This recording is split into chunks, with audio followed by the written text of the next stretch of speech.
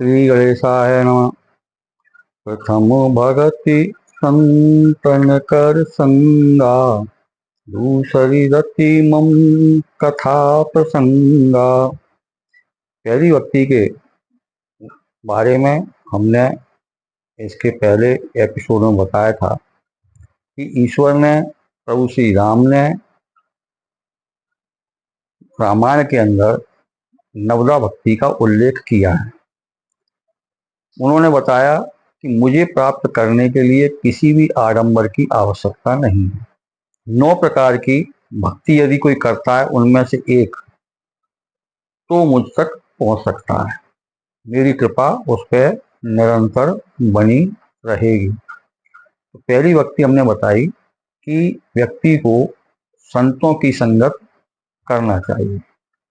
संत जो शब्द दिया गया, संता जो शब्द है वो संत क्या है? एक जीते जागते प्रामाणिक ईश्वर का स्वरूप है। संस्कृत में संता को कहा गया आसक्ति। संतों में हमारी आसक्ति बनी रहे। आसक्ति कैसी? कि संत जो करते हैं, संत जो दिनचर्या करते हैं, संत जो उपदेश देते हैं, संतों की कृपा के बिना कोई भी कार्य संभव नहीं है। संतों में आसक्ति कैसी? कि जब तक संत दर्शन न हो जाए, जब तक संतों के सानिध्य प्राप्त न हो जाए, जब तक संतों की वाणी हमारे अंदर, हमारे शरीर को हमारे अंदर जाकर हमारे मन को पवित्र ना कर दे, एक ऐसी आसक्ति संतों में जब रहेगी आपको प्रभु कृपा प्राप्त होती रहेगी।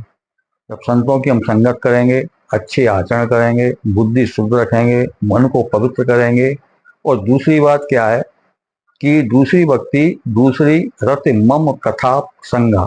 भगवान कहते हैं कि मेरी कथा और मेरे प्रसंग में जिसकी अधिक रुचि होगी, रति माने रुचि, वो मेरी भक्ति को प्राप्त कर सकता है। भगवान ने कई कल्पों में अलग अलग अवतार लेके अपनी लीलाएं की हैं।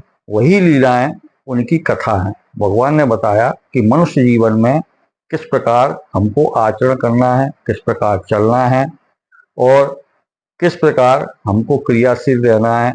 सुख और दुख ये दोनों आएंगे। ईश्वर के अवतरण काल में भी ये दोनों चीजें ईश्वर ने भोगी। तो किस प्रकार भोगी, उनका किस प्रकार सामना किया, यही लीलाएं जो है ना, वो आगे जाकर कथा बनी, वही रामचरितमानस बना। और हमारा वेद व्यास जी ने कई ग्रंथों की रचना की। उन रचनाओं में जो कथा बनी वो हमारी क्या है? दिशा निर्देश देने वाली एक उनकी स्तुति है।